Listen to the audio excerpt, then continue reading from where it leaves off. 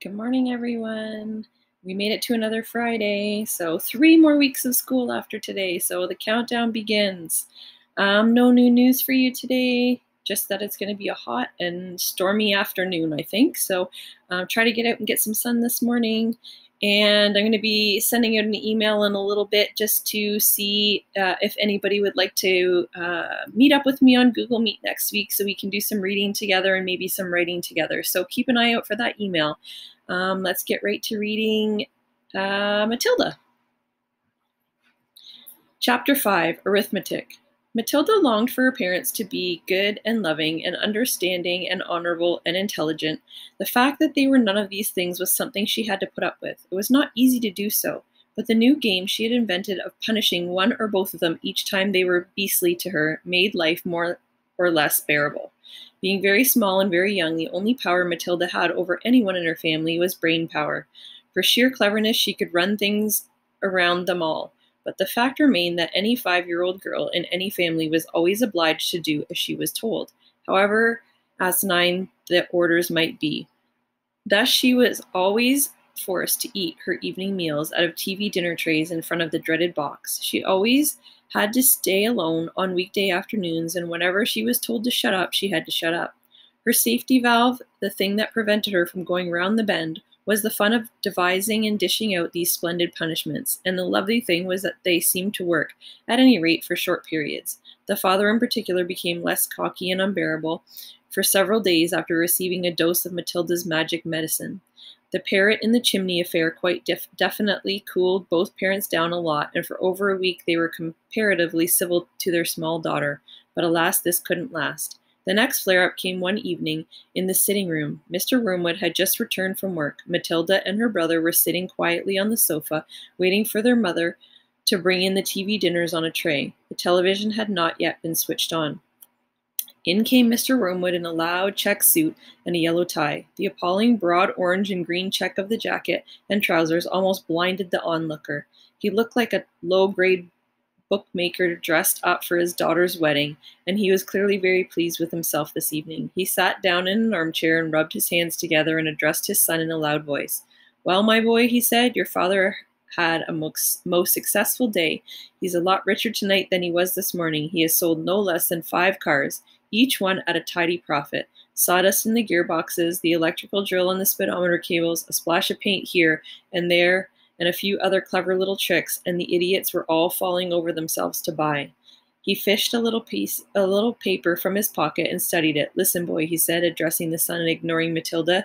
"Seeing as you'll be going into this business with me one day, you've got to know how to add up the profits you make at the end of the day. Go and get yourself a pad and a pencil, and let's see how clever you are." The son obediently left the room and returned with the writing materials. "Write down these figures," the father said, reading from his bit of paper. "Car number 1 was bought by me for £278 and sold for £1,425. Got that?" The 10-year-old boy wrote the 2 separate amounts down slowly and carefully. "Car number 2, the father went on, cost me £118 and sold for £760. Got it?" "Yes, Dad," the son said. "I've got that." "Car number 3 cost £111 and sold for £999 and 50 pence. "Say that again," the son said. "How much did it sell for?" £999 and 50 pence. The father said, "And that, by the way, is another of my nifty little tricks to diddle the customer. Never ask for a big round figure. Always go just below it. Never say £1,000. Always say 999.50. It sounds much less, but it isn't. Clever, isn't it?" "Very," the son said. "You're brilliant, Dad." "Car number 4 cost £86, a real wreck that was, and sold for £699.50. "Not too fast," the son said, writing the numbers down. "Right, I've got it. Car number 5 cost £637 and sold for £1,649.50. You got all those figures written down, son?" "Yes, Daddy," the boy said, crouching over his pad and carefully writing. "Very well," the father said. "Now work out the profit I made on each of the 5 cars and add up the total. Then you'll be able to tell me how much money your rather brilliant father made altogether today." "That's a lot of sums," the boy said. "Of course it's a lot of sums," the father answered. "But when you're in big business like I am, you've got to be hot stuff at arithmetic. I practically got a computer inside my head. It took me less than 10 minutes to work the whole thing out." "You mean you did it in your head, Dad?" the son asked Goggling? Well, not exactly, the father said. Nobody could do that. But it didn't take me long. When you're finished, tell me what you think my profit was for the day. I've got the final total written down here, and I'll tell you if you're right. Matilda said quietly, Dad, you made exactly 4,303 pounds and 50 pence altogether. Don't butt in, the father said. Your brother and I are busy with high finance. But Dad... Shut up, the father said. Stop guessing and try to be clever. Look at your answer, Dad, Matilda said gently. If you've done it right, it ought to be 4,303 pounds and 50 pence. Is that what you've got, Dad? The father glanced down at the paper in his hand. He seemed to stiffen. He became very quiet. There was a silence. Then he said, Say that again? 4,303 pounds 50, Matilda said. There was another silence. The father's face was beginning to go dark red. I'm sure it's right, Matilda said. You little cheat, the father suddenly shouted, pointing at her with his finger. You looked at my bit of paper. You read it off from what I've got written here. Daddy, I'm the other side of the room, Matilda said. How could I possibly see it?